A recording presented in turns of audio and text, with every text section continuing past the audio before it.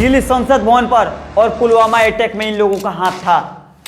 उसमें जो आतंकवादी दिखाया गया है वो भोला और शंकर है कि ये सीरीज हिंदू विरोधी है। नमस्कार, मैं उपेंद्र कुमार कुशवाहा।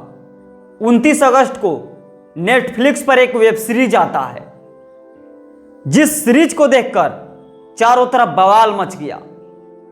आखिर उस सीरीज में क्या है? आखिर लोग उसका विरोध क्यों कर रहे हैं?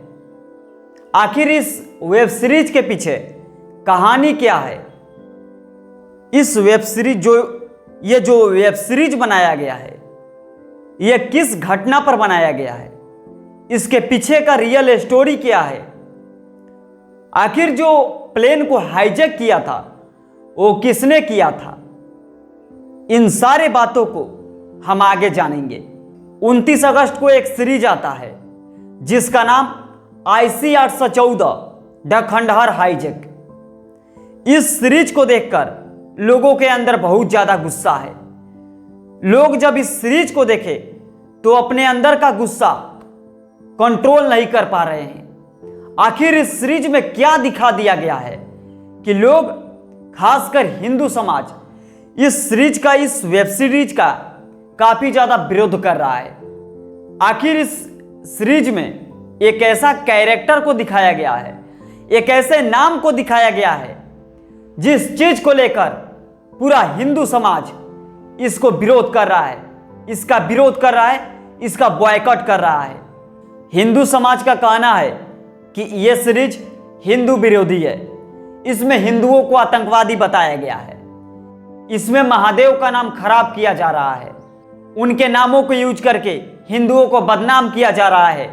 उसमें जो आतंकवादी दिखाया गया है वो भोला और शंकर है, जो कि हिंदुओं के आत्मसम्मान को, हिंदुओं के भावनाओं को ठेस पहुंचाया जा रहा है। उसमें जो भी आतंकवादी दिखाया गया है वो भोला और शंकर नाम का है। इससे हिंदू बहुत ही नाराज है, इसका खुलकर विरोध कर रहे हैं। जब इस वेब सीरीज का चारों तरफ विरोध किया गया तब सूचना प्रसारण मंत्रालय ने नेटफ्लिक्स इंडिया के कंटेंट हेड मोनिका शेरगिल को समन किया। सरकार उनसे पूछा कि आखिर आपके चैनल पर, आखिर आपके पेज पर, आखिर आपके OTT प्लेटफॉर्म पर ऐसे कंटेंट आप कैसे अलाउ कर देते हैं बिना जांच किए? उनको नेटफ्लिक्स इंडिया ने जवाब दिया कि आप परेशान ना हो, हम इस सीरीज को पूरा तरह से जांच करेंगे और इस पर हम कार्रवाई करेंगे और हम कोशिश करेंगे कि इस सीरीज को जल्द से जल्द इसमें सुधार किया जाए। अब आइए इसके पीछे की कहानी को जानते हैं। आखिर इसके पीछे की कहानी क्या है? जब मैं रिसर्च किया तो मुझे कुछ और देखने को मिला। 24 दिसंबर 1999 एयर इंडिया की फ्लाइट IC-814 दिल्ली से काठमांडू के लिए उड़ान भरी। इस विमान में 15 क्रू मेंबर और लगभग 190 यात्री सवार थे। जैसे ही यह विमान एयर इंडिया स्पेस में आया, वैसे ही आतंकवादियों ने इस विमान को हाईजैक कर दिए। अब आइए जानते हैं जो हाईजैक किया था, क्या वो भोला शंकर थे या कोई और थे? जब मैं रिसर्च किया तो NDTV और आज तक का मुझे रिपोर्ट दिखाई दिया, जिस रिपोर्ट में साफ बताया गया है कि उस समय के होम मिनिस्टर जो प्लेन को हाईजैक किए थे उन सारे नामों का खुलासा किए। आखिर वो कौन थे? अब फिल्म में जो बताया गया है वो कौन है?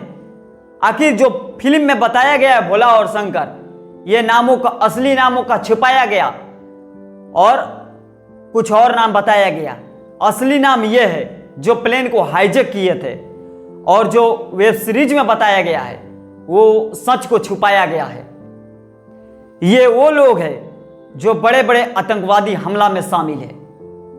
आपको याद होगा दिल्ली संसद भवन पर इन्हीं लोगों का हाथ था। इन्हीं लोगों का जो कनेक्शन होता है ना, जितने लोग इनके कनेक्शन में होते हैं, इन्हीं लोगों का हाथ था। पुलवामा में जो अटैक हुआ था, इन्हीं लोगों का हाथ था।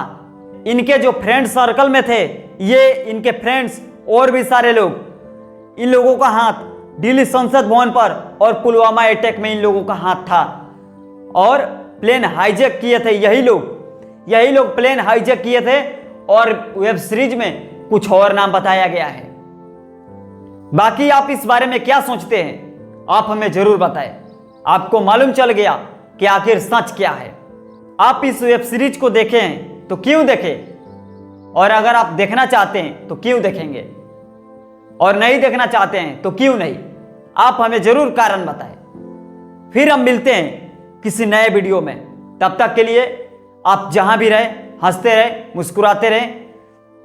जय हिंद, जय भारत, वंदे मातरम। Thank you.